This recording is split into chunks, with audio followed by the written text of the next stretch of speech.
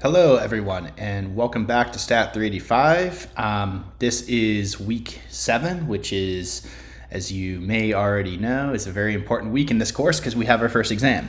Okay, so, we will go over the exam policies again.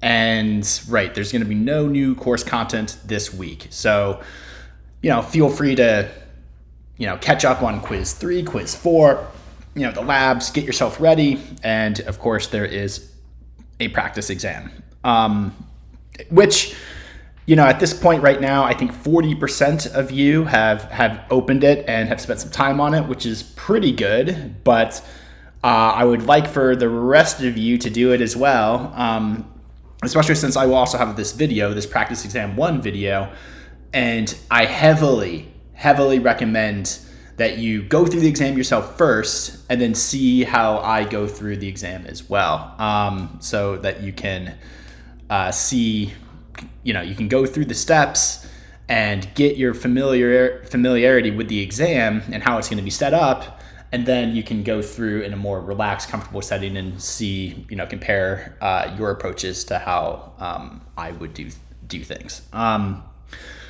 Okay, so if you haven't read the exam policy document, you need to read it. And I would recommend reading it word for word, because this will ensure that you will not have any problems on exam day as far as, setup and entering the exams and problems with, our proctoring systems and whatnot. Also, we have some do's and do nots on this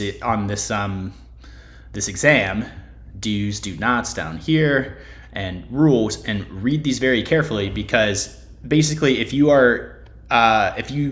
show us that you are communicating or have the ability to communicate with somebody else during the exam, then we are going to, and if we find it, we are going to shut your exam down, and we'll have to submit an academic integrity report and ensuring that you get a 0 on this exam.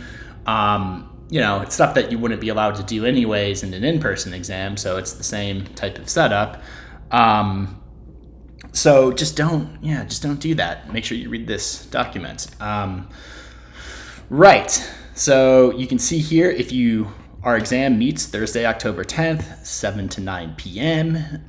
If you can't do this, then request a conflict exam at least 2 business days prior to the exam. And this is how you would, the subject line that you would write to do that.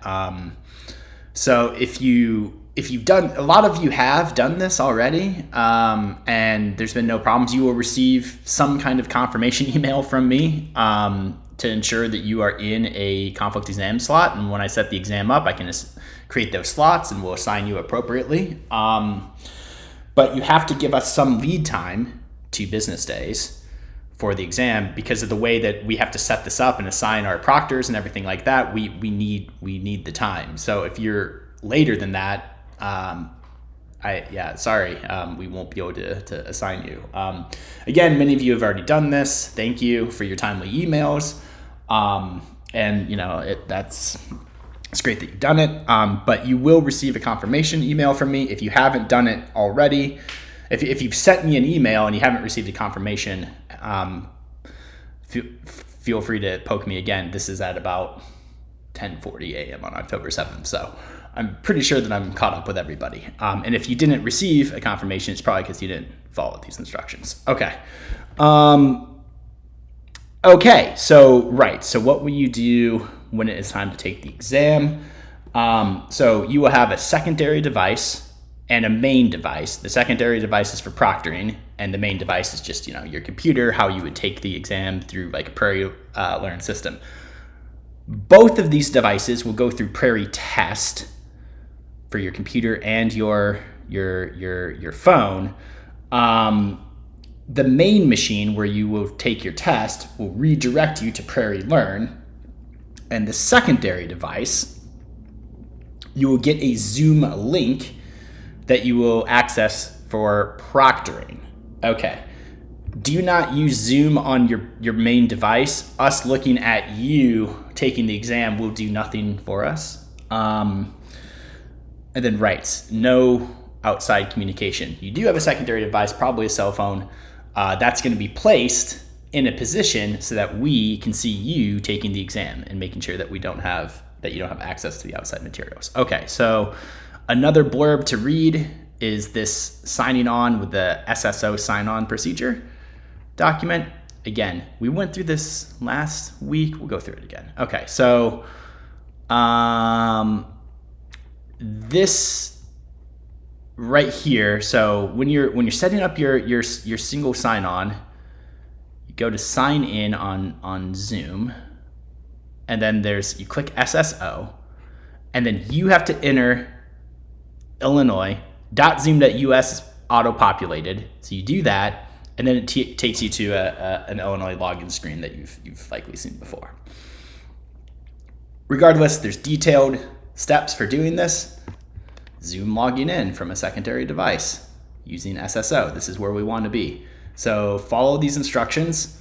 Where people in the past, not many people, but where people have had difficulties is signing this screen. You hit SSO on the previous screen, then you come here and you want to enter Illinois, just like it's written here. .zoom.us is auto-populated, and then you hit continue. And then it'll take you to a, right, let's see here. Yeah. Wait, okay, no, clicking, I do not know, company domain. Okay, so Illinois.zoom.us auto-populates, then you're back to an Illinois screen. Okay, great, so make sure you read that. So this is the exam policy document. Read it word for word, multiple times if you need to. Actually, just read it multiple times and ensure that nothing goes wrong on exam day. The exam will be administered through Prairie Test. You will receive a link to the exam. It will come in at the time, 7 p.m. to 9 p.m. on Thursday, October 10th. It's good practice to get in. Let's see on the do's here. Navigate to Prairie Test 15 minutes before the start of the exam. And again, you will not see a Zoom link until the proctor makes it available. So if you come in early and sign into Prairie Test, we can get your Zoom link sent to your secondary device, and then we can confirm your setup so that you're ready to go when the exam starts. Okay.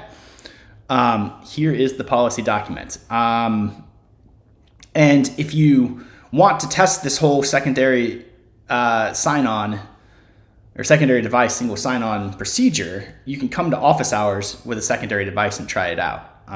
So yeah, that's kind of nice. Right, so going back to our landing page for the week, there's only 2 videos. This video that you're watching right now, welcome to week 7, and then the video in which I go over the practice exam, in which I will say again, and I will say in that video, make sure you do the practice exam first, and then this will help you out after the facts to see, to sort of reinforce how you've done things and further, enhance your learning with how to take this exam through this virtual exam. If you watch the video first and then kind of nod along and say like, oh yeah, that all makes sense, and then do it, then you haven't really learned how to actually take the exam. You may trick yourself into thinking that you have, but you really need to go through it first and confront the experience directly, and then reassure yourself by watching the video afterwards. And the practice exam is a safe space where you can, repeat it multiple times. And, if you see my thing, I've done it multiple times. Well, wait, have I? Oh, I'm in, oops, what's my view? Student view. Okay, start the exam. Just, now it's timing me right now. I can go, but, I can also go back. Oops. Right, I just need to be in student view. Yeah, see, you can see that I've clicked it quite a few times. Okay, so you can do it multiple times. That's fine.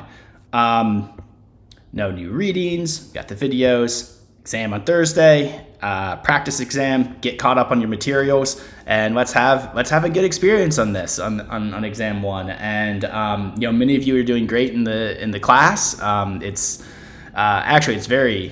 doing very great in the class. So yeah, let's just continue on. I'll see you in office hours if you want to come. If you come, have questions prepared, and we can go over materials where you're feeling a little, you want to learn how to do a particular coding exercise. We'll go over it, and yeah, I will see you in office hours, or I'll see you in the next video, and I'll see you on the exam, or a proctor will see you on the exam, but I will be there, monitoring the whole thing. All right, so take care, and let's have a good exam and a good week. All right, bye.